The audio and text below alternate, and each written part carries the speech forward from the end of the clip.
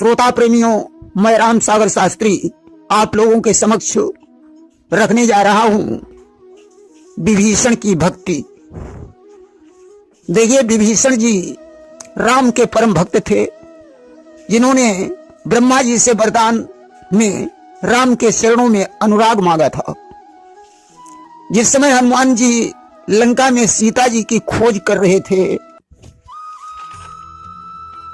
तो उन्होंने प्रत्येक घर में सीता जी को ढूंढा। कुंभकर्ण को उन्होंने सोते हुए देखा, रावण के महल में सीता को ढूंढा, परंतु वहां भी सीता जी नहीं मिली। स्त्रियों के झुंड में उन्होंने मंदोदरी को देखा, तो उन्हें ऐसा आभास हुआ कि शायद यही सीता है। लक्ष्मण जी ने हनुमान को सीता के चरणों की पहचान बताई थी। उसका मिलान करने पर हनुमान जी समझ गए या भी सीता जी नहीं है। अब आप लोग कहेंगे कि आखिर मंदोदरी को देखकर हनुमान को सीता होने का भ्रम कैसे उत्पन्न हो गया? क्योंकि मंदोदरी को भगवान विष्णु ने अपने शरीर के लगे हुए चंदन से बनाया था। देखिए, एक बार शेष जी ने श्वास खींची, जिससे कैकसी का पूजा वाला शिवलिंग उनकी श्वास के साथ खींचकर पाताल को चला गया। कैकसी ने रावण को शिव के पास उत्तम शिवलिंग लाने के लिए भेजा। रावण ने कैलाश पर्वत पर पहुंचकर शिव को प्रसन्न किया। शंकर जी उसके समक्ष प्रकट हो गए। उन्होंने कहा, वत्स वरदान मांग लो। रावण बोला, भोलेनाथ, मेरी माता का पूजा वाला शिवलिंग पाताल को चला गया है, इसलिए एक आत्मलिंग प्रदान करो। दूसरी बात, पत्नी बनाने के लिए मुझे पार्वती जी को दे दो। भगवान शंकर ने तथास्तु कह दिया। अब तो पार्वती जी बहुत दुखी हो गईं। आज शिवलिंग के सहित रावण पार्वती को लेकर लंका की तरफ चल पड़ा। भगवान शिव ने कहा, एक बात का ध्यान रखना, आत्मलिंग को तुम जहां पर रख दोगे मैं वहीं स्थापित हो जाऊंगा। अब तो रावण शिव को प्रणाम करके शिवलिंग को लेकर पार्वती जी के सहित प्रसन्न मुद्रा में चल पड़ा। उस समय पार्वती जी ने विष्णु का दुखी होकर स्मरण किया कि दीन दयाल बिरद संभारी, अवहरहु नाथ मम संकट भारी। गिरजा की प्रार्थना सुनकर भगवान विष्णु ने अपने शरीर के लगे हुए चंदन से एक कन्या बनाई और मैदानव को प्रदान कर दी। मैदानव उसे लेकर पाताल लोक को चला गया। इतना करने के बाद भगवान विष्णु ब्राह्मण बनकर रावण के पास पहुंचे। रावण ने ब्राह्मण समझकर मित्रता कर ली। विष्णु ने पूछा, ये तुम्हारे साथ में स्त्री कौन है? रावण बोला, ये पार्वती जी हैं। या शिवलिंग मैं अपनी माता कैकसी को दे दूंगा और पार्वती को अपनी पत्नी बनाऊंगा। विष्णु ने कहा, महाराज, तुम्हें शंकर जी ने ठग लिया है। असली पार्वती को मैदानव के घर में छुपा दिया और नकली पार्वती तुम्हें दे दी। इन्हें वापस करके मैदानव के घर जाओ और वहां से असली पार्वती जी को ले आओ। अब तो रावण का दिमाग चक्कर में पड़ गया। उसने विष्णु से कहा, मित्र, तब तक तुम यहीं कहीं बैठ जाओ, अभी मैं नकली वाली पार्वती वापस करके आ रहा हूं। रावण कैलाश पर्वत पर पहुंचा। उसने हंसकर कहा, भोलेनाथ, आप भी बड़े मजाकिया हैं। असली पार्वती को पाताल में भेज दिया और नकली वाली मुझे दे दी। इन्हें रख लो, मैं पाताल से असली वाली पार्वती को ले आऊंगा। अब रावण शिवलिंग को लिए हुए वापस लौटा। भगवान विष्णु ब्राह्मण के वेश में वहीं बैठे हुए मिल गए। रावण ने कहा, मित्र, ऐसा करो, यह शिवलिंग अपने हाथ में पकड़ लो। मुझे बड़ी जोर से लवशंका लगी है। जब तक मैं लौट कर ना आऊं तब तक इसे पकड़े रहना। विष्णु ने कहा, जाओ, परंतु बहुत देर मत करना, अन्यथा मुझे जमीन पर रखने की मजबूरी होगी। रावण लवशंका करने चला गया। शीघ्र लौट कर नहीं आ पाया। भगवान विष्णु ने समुद्र के पश्चिमी तट पर शिवलिंग को रख दिया और अंतर्ध्यान हो गए। रावण जब लौट कर आया तो उसने किसी ब्राह्मण को नहीं देखा। शिवलिंग को जमीन पर रखा हुआ देखकर अपने हाथों से उसका सिर हिलाने लगा, जिससे शिवलिंग में रावण की उंगलियों से गाय के समान कर्ण छिद्र बन गए। और यह शिवलिंग गोला गोकर्ण नाथ के नाम से प्रसिद्ध हो गया। अब खिन्न मन से रावण पाताल में पहुंचा। वहां उसने मैदानव के भवन में प्रवेश किया। कन्या को देखकर बहुत प्रसन्न हुआ। उसने मैदानव से कहा, ये कन्या मुझे दे दो। मैदानव ने कहा, इस कन्या का विवाह करने के बाद आप इसे ले जा सकते हैं। उसने विधिपूर्वक मंदोदरी का विवाह कर दिया, बहुत सा दान दहेज दिया और एक अमोघ शक्ति रावण को प्रदान की। रावण मंदोदरी को लेकर लंका लौट आया। सूक्ष्म उदर होने के कारण रावण ने उसका नाम मंदोदरी रख दिया। कैकसी ने रावण से कहा, शिवलिंग कहाँ है? तू तो एक लड़की को लेकर वापस लौट आया। रावण ने शिवलिंग की सारी कहानी सुनाई और जाकर गोला गोकर्ण नाथ के पास बैठकर तपस्या करने लगा और ब्रह्मा जी से वरदान प्राप्त करके तीनों लोगों को बस में करके लंका का राज्य भोगने लगा। इस प्रकार भगवान विष्णु के चंदन द्वारा निर्मित होने के कारण मंदोदरी को देखकर हनुमान जी को सीता का भ्रम हो गया था।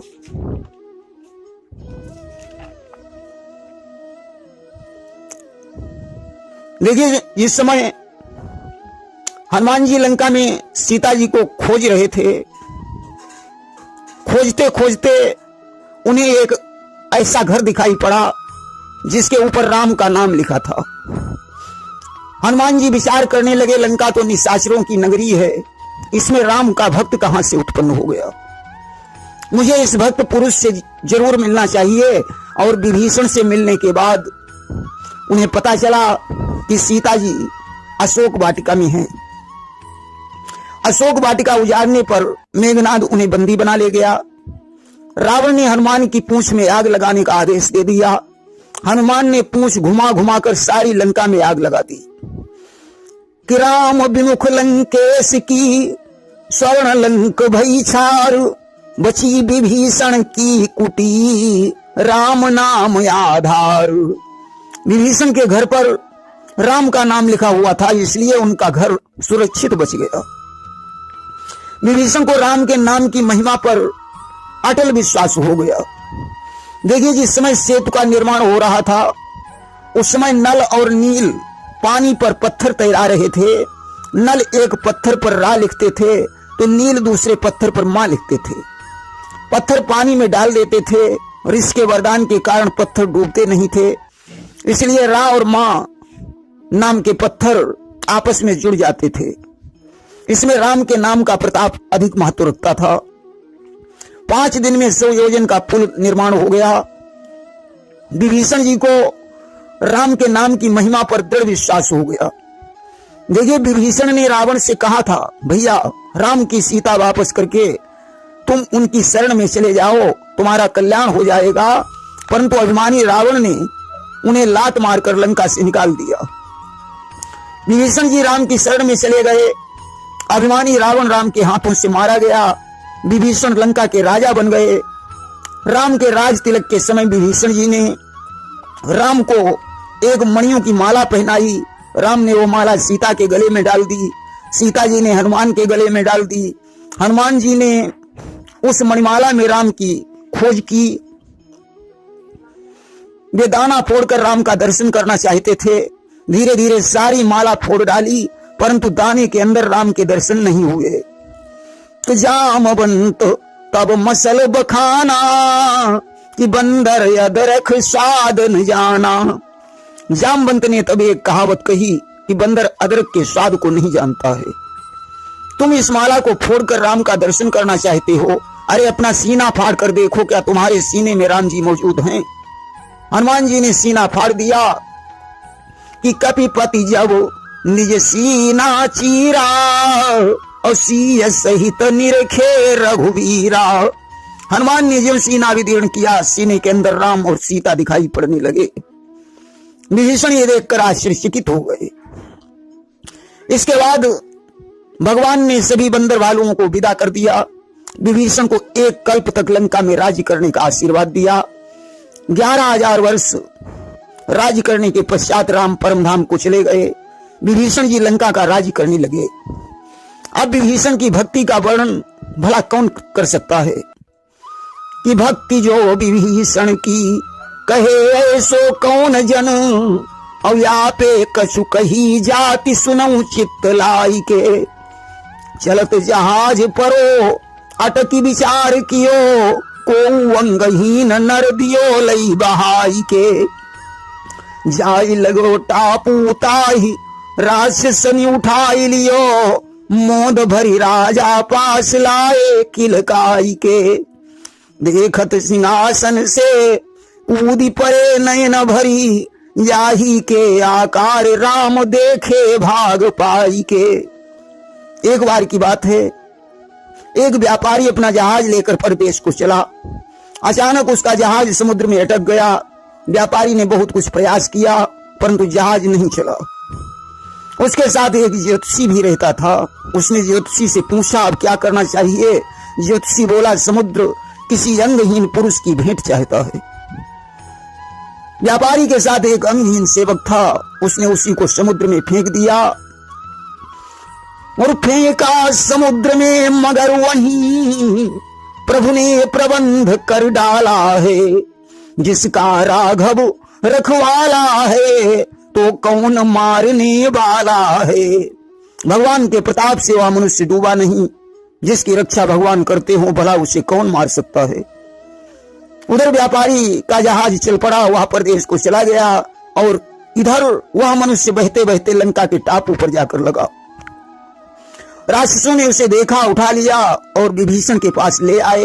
विभीषण जी सिंहासन पर भगवान राम के विरह अनुराग में ध्यान मग्न थे। ज्यों उस मनुष्य को देखा सिंहासन से कूद पड़े। उन्हें तो प्रत्येक मनुष्य भगवान राम के समान लगता था। उस मनुष्य को देखकर विभीषण को प्रभु श्री राम की याद आ गई। विचार करने लगे कि मेरे प्रभु इसी मनुष्य के समान थे। आज मनुष्य रूप में बड़े भाग्य से मुझे प्रभु का दर्शन हो रहा है। उनकी आंखों में प्रेम के आंसू भरे हुए हैं कि रचिसो सिंहासन पई लई बिठाए ताही छन, राक्षसन रीझ देत मानी शुभ घरी है। चाहत मुखार बिंदु अति ही आनंद भरी, डरकत नयन नीर टेकी ठाड़ हो छरी है। तऊना प्रसन्न होत छन छन पे छीन ज्योति, पूजिए कृपाल मति मेरी अति हरी है।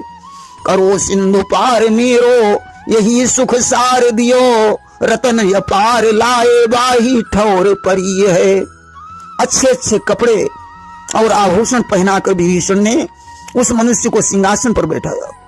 धूप दीप नैवेद्य से उसकी पूजा और आरती की। न्यौछावर करके निशाचरों को बहुत सा उपहार दिया।